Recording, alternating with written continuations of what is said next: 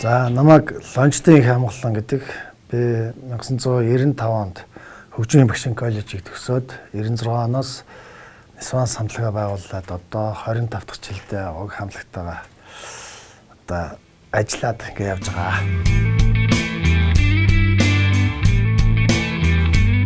Жил болгон 4 сарын 9-нд Нис фест гэдэг одоо манай хамтлагаас зохион байгуулдаг фестивал, рок фестивал байдаг гэсэн. Тэгээ энэ маань хойшлогдож байгаа 9 сар л бол одоо хийхээр төлөвлөд байгаа. Хоёрдугаарт бас 25 жилийн ойгээд бид нар 6 ангид баримтат киноны ажил төсөл яригдад одоо эхлээд явж байгаа. Шинэ CD эхлүүлээд зарагцсан байгаа.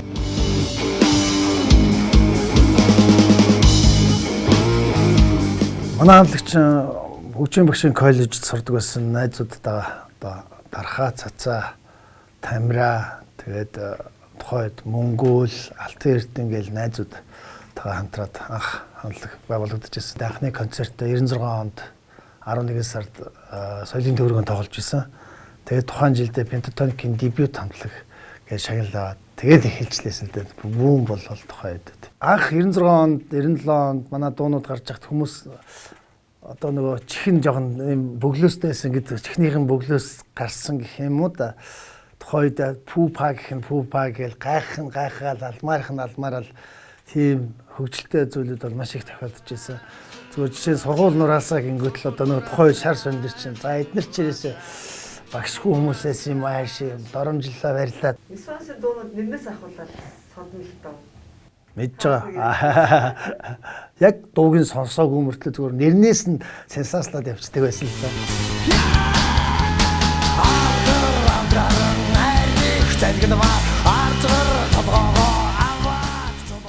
Бид нар нийгэмд өгч байгаа мессеж гэх юм уу.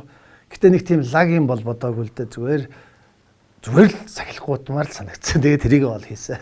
TV5 телевизийн бүх олон ангид киноны хөгжим дээр одоо эхнээс нь ахуулаад ажиллаад багаагаар дээшлэл сураад л явж байна. Ажиллаад сураад явж байгаа.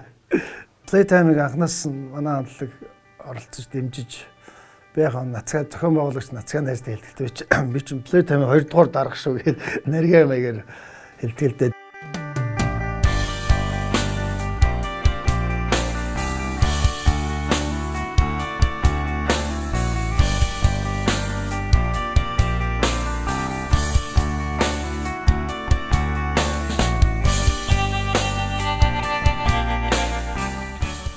За би 10 айлтай хүүхдийн 6 дахь нь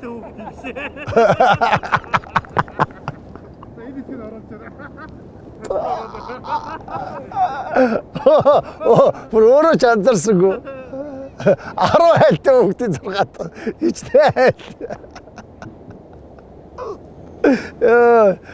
Юу л 10 хүүхдтэй айл энэ. За би 10 хүүхэдтэй айлын 6 дахь нь багадаа бол нэлээ ирэх таних өссөн ч юм уу гэж бодогддөө шүү дээ. Тэгээ ээж аав маань урлагийн өндөр мэдрэмжтэй хүмүүс байсан. Тэрний одоо тусгал нь надаар бас илэрхийлэгдэж гардаг болов. Дунд сургуульд бол бас нийгмийн идэвх сайтай бүр Эрдэнэ хотын пианерын зөвлөлийн гишүүн өдр оюутан болоод оюутны зөвлөлд ажилладаг тийм нийгмийн идэвх сайтай хүүхэд байсан. 5 дугаар ангиас эгч нараараа гитар заалгаад, ээжээрээ мандолин гэж хөгжим заалгаад, ааваараа мориор лимб заалгаад. Тэгээ манай гэрч нэг тийм гэр бүлийн хамтлагч гаргадаг тийм бүгдээрээ л хөгжмийн одоо тодорхой боловсралтай улсууд. Тэгээд тухайн үед би анх Оросын телевизээр хаяа нэг Beatles гарна.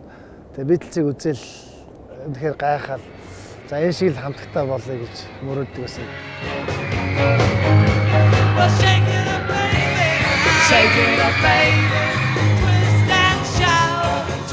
Багшийн сургуульд ирээд дээр нь одоо хөгжмийн одоо онлын мэдгэдэгхэн аваад тэгээд одооны их хамгаалан үүссэн гэж хэлхий да тийм ээ.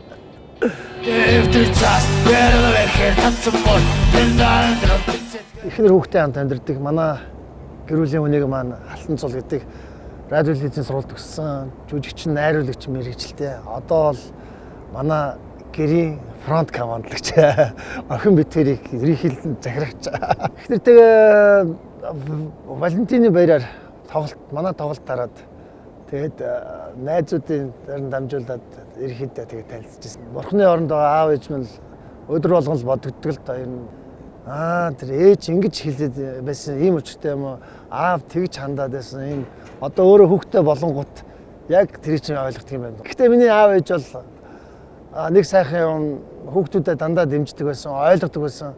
Намайг ингээд урлагийн хүн болъё гэхэд бол шууд дэмжсэн. Хамтгаа байгуулъя гэхэд шууд дэмжсэн. Би аавда 2000 онд очиод өчтөрөгч CD-гээ сонсгоод тэр сургууль нураасаа эмийн санг сонсгож байхад аав надад бас шүлэг өчөж өгөөд аав нэг юм хилмигдүүлтийн тухай шүлэг өчсөн. Танаа хамтлагт таарна. Би тэг хойш аав арай л хүнд юм аач гэх шиг аавынхаа шүлэг мүлгийг голдог. Би одоо хинбэ тий. Үнэн ч шудраг зарчимч яваараа гэдэг.